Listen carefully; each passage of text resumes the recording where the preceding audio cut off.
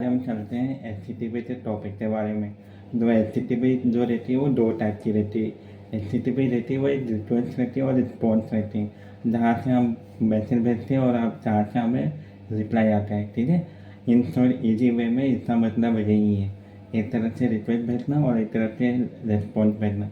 और एचटीटीपी का अगर हम देखें जो वेबसाइट है, तो वेबसाइट जो रहती है वो सारी की सारी जो वेबसाइट रहती है वो दो तरह की वेबसाइट रहती है, HTTP रहती है और HTTPS रहती है। जो HTTP जो रहती है वेबसाइट वो विदाउट सिक्योर रहती है, और जो सिक्योर रहती है वो वेबसाइट जो रहती है HTTPS। जो HTTPS की वेबसाइट है वो आपको कुछ ऐसे दिखेगी।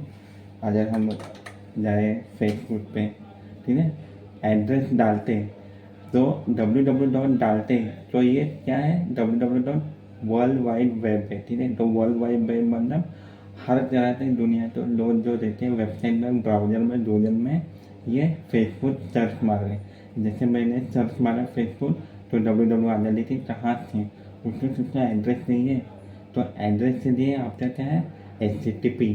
ठीक है, तो HTTP क्या होता है, वो होता है हाइपरटेक्स्ट ट्रांसफ़र प्रोटोकॉल होती है, जहाँ से आपका हर कोई भी चीज़ जो रहती है प्रोटोकॉल वो ट्रांसफ़र होती है। ट्रांसफ़र मतलब मैंने यहाँ से रिक्वेस्ट भेजी है, तो रिक्वेस्ट कहाँ से दी, ये यहाँ पे सर्च बार में, और वहाँ से हमें रिटर्न सर्वर से क्या मिला, ये एड्रेस मिली।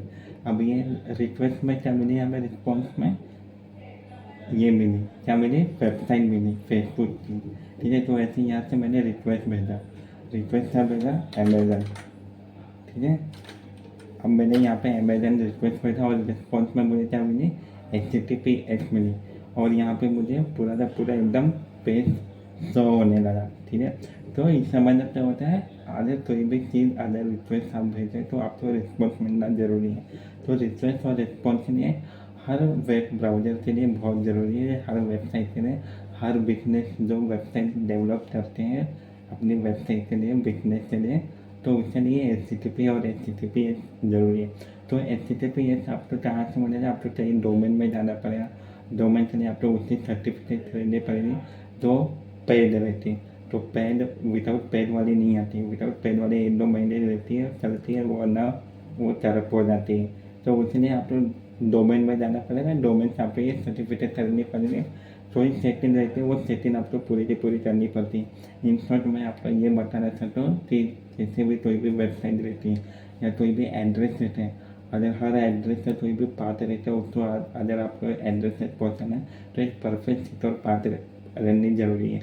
तो उसके लिए सिक्योरिटी के लिए HTTPS के लिए बहुत ही एड्रेस ज़रूरी है। तो ये HTTP का मतलब यही होता है।